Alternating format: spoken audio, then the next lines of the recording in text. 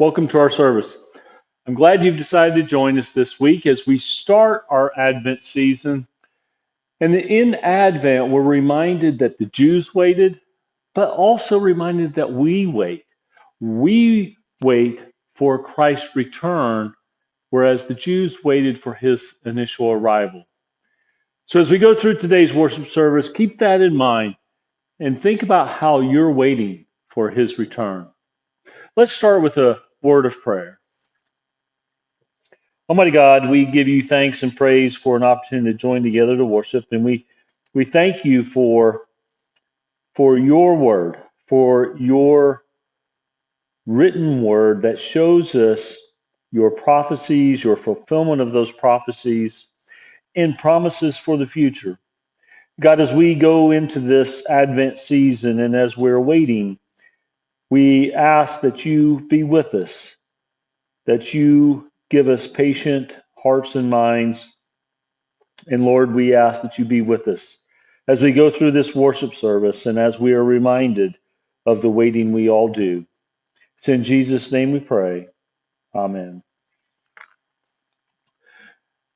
We're going to start this morning by reading from the Psalms. I'm going to read Psalm 122. I rejoiced with those who said to me, "Let us go to the house of the Lord. Our feet are standing in your gates, Jerusalem." Jerusalem is built like a city that is closely compacted together. That is where the tribes go up, the tribes of the Lord, to praise the name of the Lord according to the statute given to Israel. There stand the thrones of judgment, the thrones of the house of David. Pray for the peace of Jerusalem.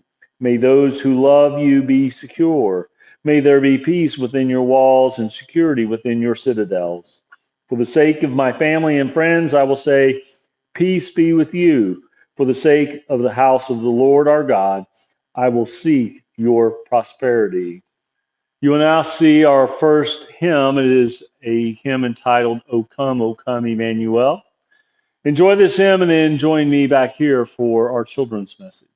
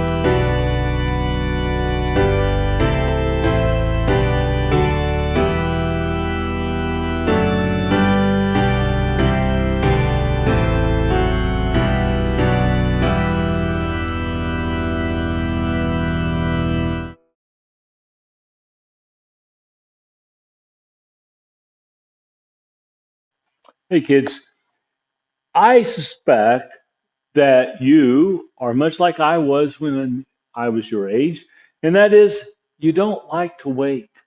And especially you don't want to wait for Christmas. You're looking forward to all of those beautiful looking packages wrapped prettily, big bows, and you're looking for that special gift. There's one special one that you've always wanted or you've asked for and that you really hope you get this year. And so you wait, sometimes anxiously, sometimes impatiently. You know, we are all waiting. We're all waiting for Jesus to come back. Yes, we celebrate his birth. And during this season of Advent, we remember that the Jews were waiting for a long time for the Messiah to come. They were waiting a long time for Jesus to be born. Hundreds of years. We're still waiting, though. We're waiting for him to come back. He's promised he will come back, and we're waiting for that too. So, as you wait for that Christmas gift, as you wait for Christmas to come and see if you get that big gift that you've been asking for, know that you're also waiting for Jesus. And as we celebrate him at Christmas, also remember that we are still waiting for him to come back, and we look forward to that because then that means getting to spend forever with him. So just keep that in mind this week as you go about getting back into school for a few more weeks before Christmas comes.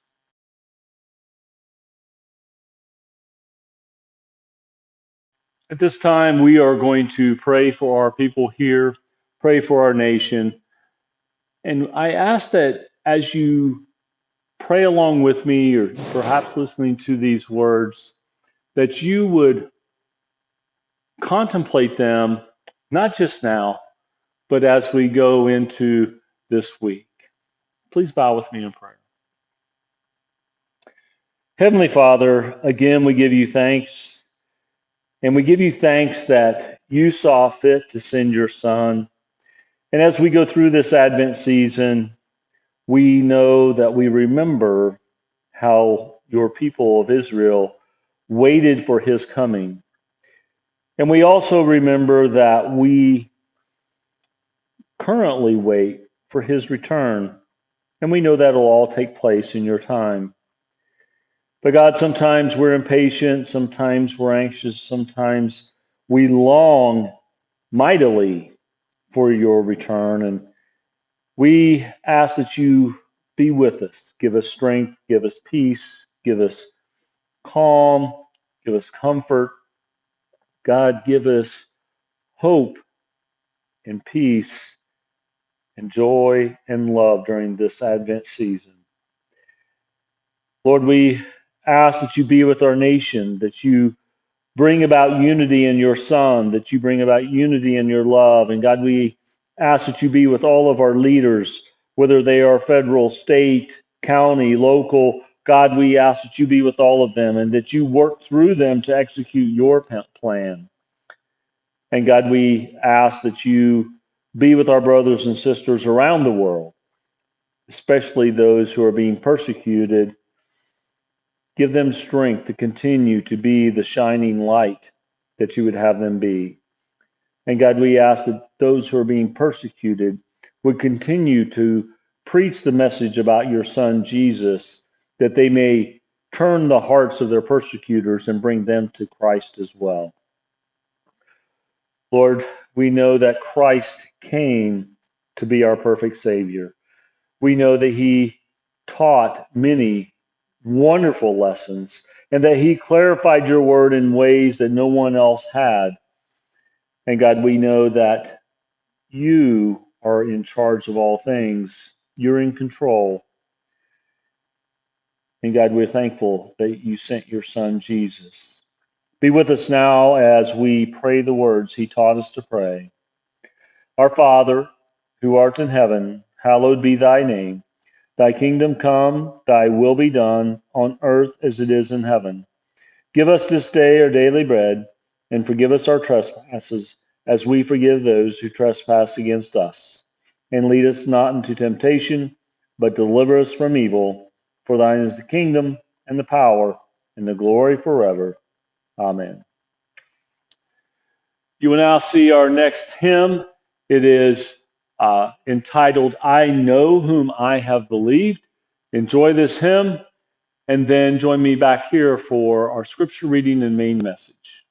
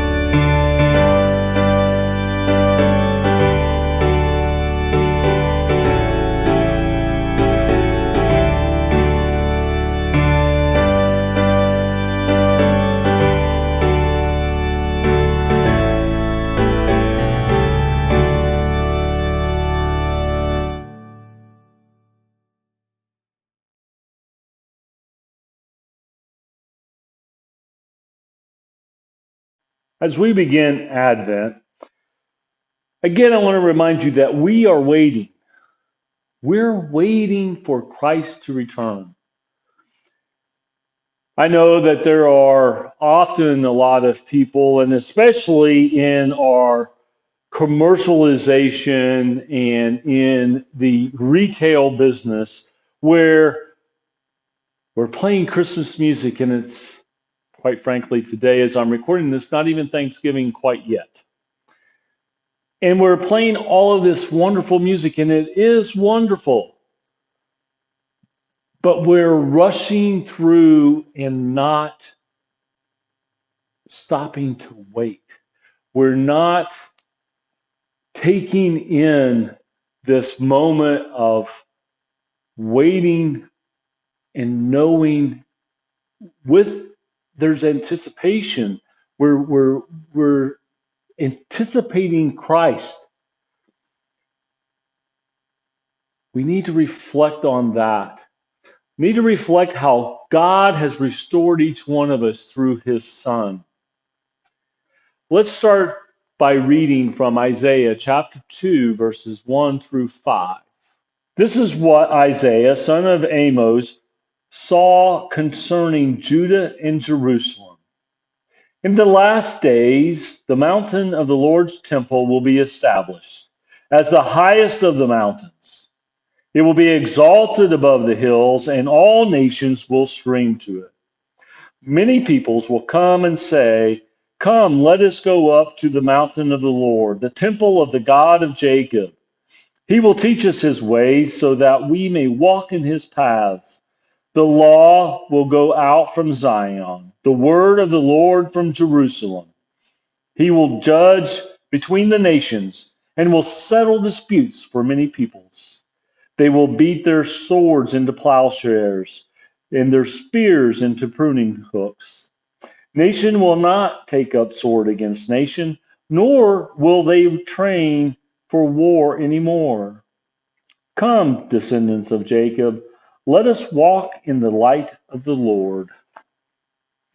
As we look at this passage, Isaiah is actually prophesying about the end times.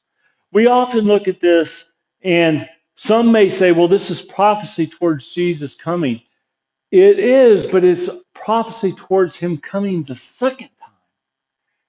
This is the end. This is when God sets up reign on earth forever. In fact, we're even told in Revelation that there will be a new earth. You know, Isaiah says that all nations will come to the mountain of the Lord.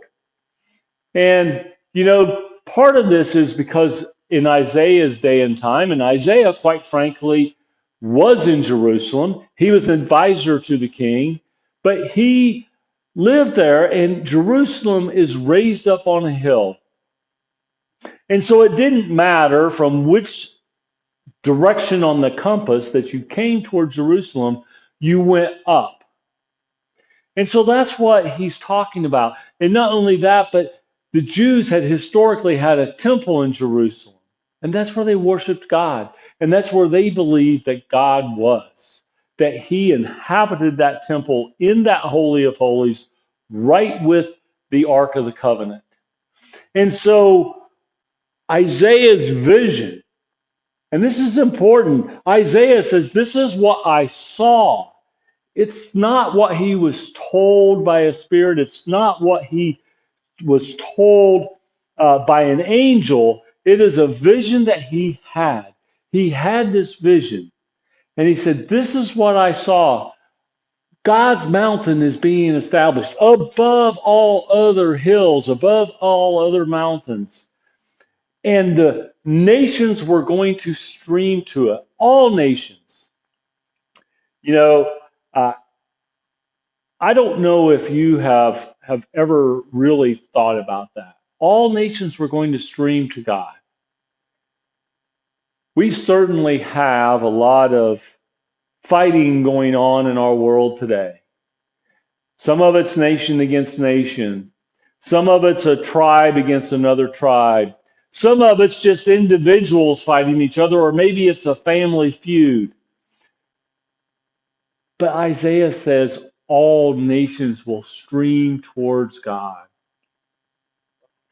He also, as we look at Isaiah chapter 2, verses 1 through 5, he says, look, the law is going to come from there, and God is going to judge between these nations. He's going to settle all the disputes. God's going to be the one that says, you're wrong, you're right, you're wrong, you're right, or you're both wrong, and he's going to settle the disputes. And God is going to be the one that's going to be in charge. Notice that Isaiah says, there will be no more war. There will be no need even to have a single weapon, and everybody will get rid of all weapons.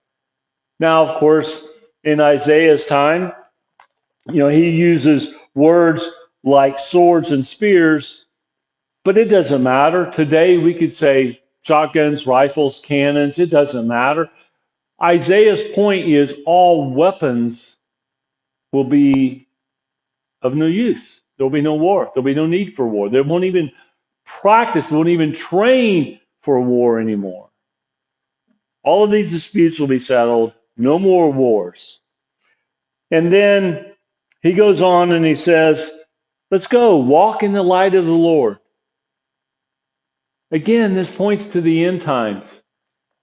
Isaiah is saying, look, when God comes and makes his home here for eternity, when the end happens, all judgment has been passed and any punishment has already been disseminated.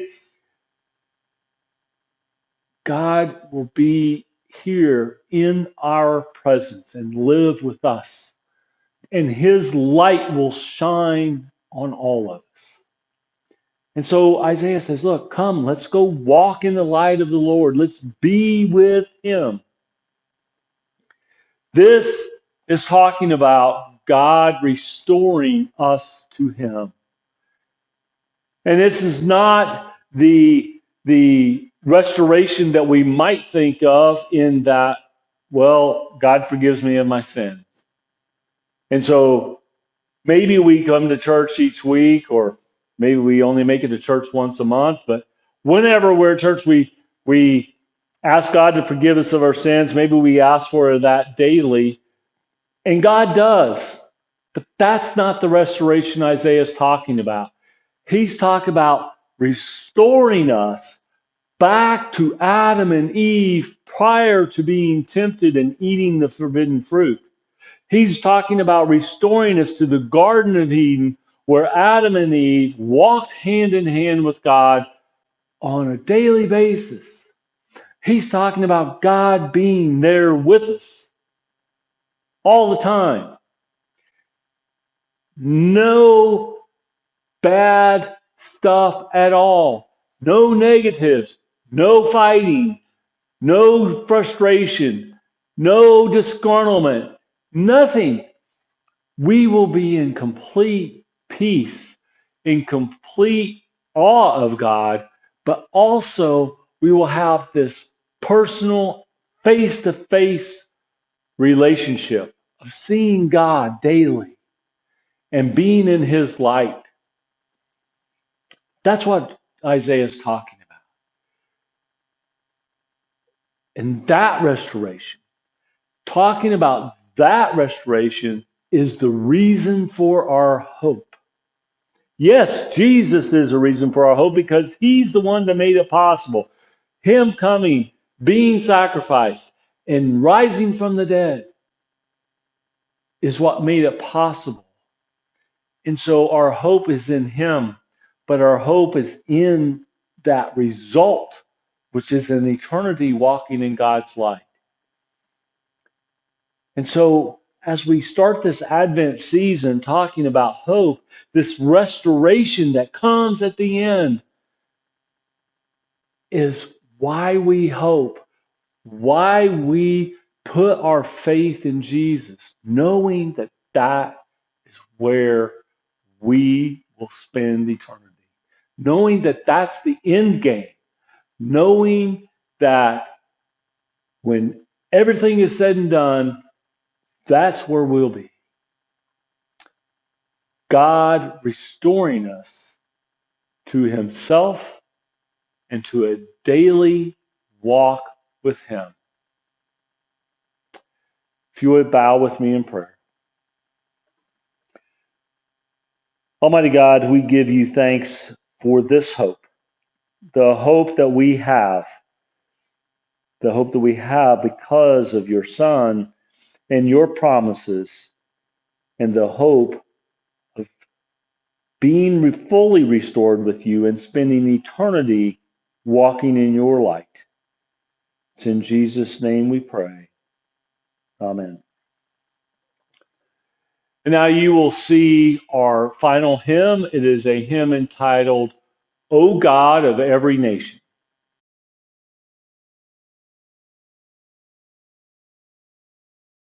I'm now going to read for you another passage. This one will be from Matthew chapter 24. I'm going to read verses 36 through 44. But about that day or hour no one knows, not even the angels in heaven nor the Son, but only the Father. As it was in the days of Noah, so it will be at the coming of the Son of Man. For in the days before the flood, people were eating and drinking, marrying and giving in marriage, up to the day Noah entered the ark. And they knew nothing about what would happen until the flood came and took them all away. That is how it will be at the coming of the Son of Man.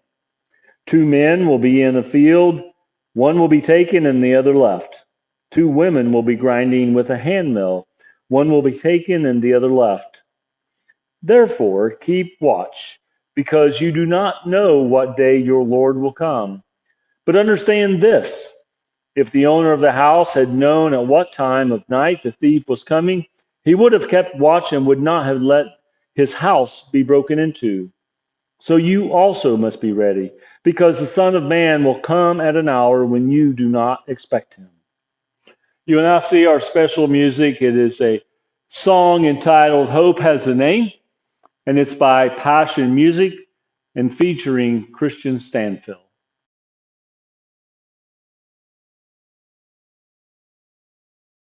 As you go this week, go in hope. Go in hope of being restored by God, back to the time when you could walk with God in the garden. And go believing that God will carry out his plan. Amen. A few announcements today. Our Advent Bible study resumes on Wednesday evening. We continue this month, the last day of this month on Wednesday. We will finish out the birth narrative of Jesus. And then in December, we will start talking more about our waiting and our waiting for Jesus to return. And then I want to let you know about the Blue Christmas service that will be coming up on December 11th at 5 p.m. That will be hosted at Union United Methodist Church.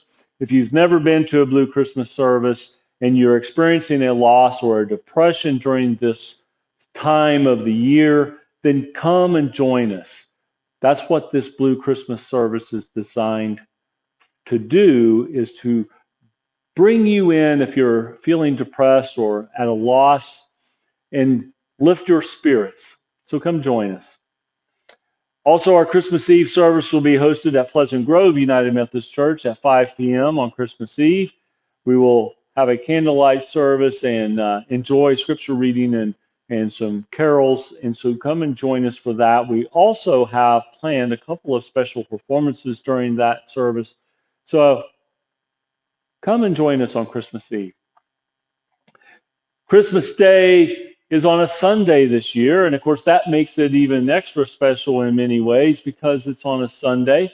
And so this year it's on Sunday, and we will continue to conduct our morning services on Christmas Day at the regularly scheduled time.